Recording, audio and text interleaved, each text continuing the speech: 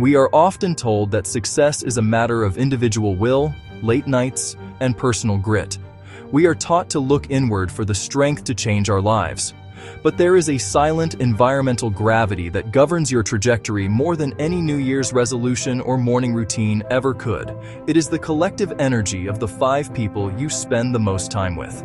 If you want to know where you will be in 5 years, don't look at your goals. Look at your inner circle. It is time for a radical, honest, and perhaps painful audit of the people you allow into your sacred space. An audit is not an act of cruelty, it is an act of stewardship. You are the steward of your own potential, and you cannot grow a masterpiece in a garden full of weeds. Your inner circle acts as your emotional and mental thermostat. If you are surrounded by people who are content with good enough, your internal temperature will eventually drop to match theirs. If you are surrounded by people who operate at a level of excellence, who challenge their own limits, and who speak the language of growth, you will find yourself rising simply to stay in the conversation. The first step of this audit is identifying the anchors. These are the people who love you for who you used to be, but resent you for who you are becoming.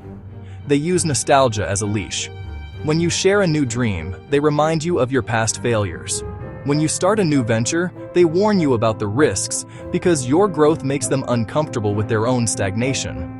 They don't want you to sink, but they don't want you to soar higher than them either. You must recognize that loyalty to a person should never require the betrayal of your own growth. Next, you must look for the vampires. These are the individuals who view your energy as a resource for their own consumption. Every conversation is a crisis. Every interaction leaves you feeling drained, heavy, and cynical. They don't want solutions. They want an audience for their complaints. You cannot pour from an empty cup, and if your inner circle is constantly draining you, you will never have the surplus energy required to build your own empire. The goal of this audit is to make room for the engineers. These are the people who see your vision and help you build the scaffolding to reach it. They don't just celebrate your wins, they challenge your excuses. They are the friends who ask, "Why isn't this bigger?" or "How can we make this better?" They provide the friction that polishes your character.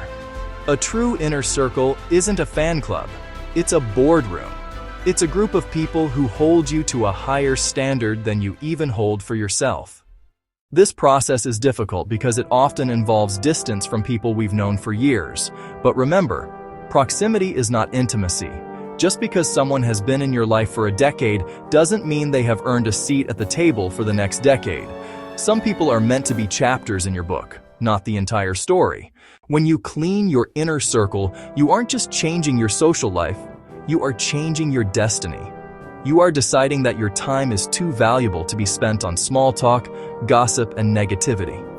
You are choosing to surround yourself with people who make you feel like your biggest goals are actually quite small. Take the audit today. Look at your phone, look at your dinner table, and look at your frequent callers. Ask yourself, is this person helping me become the person I am meant to be? If the answer is no, it's time to move the furniture. Build a circle that inspires you, pushes you, and reflects the future you are building. Your circle should be a launch pad, not a waiting room. Choose wisely.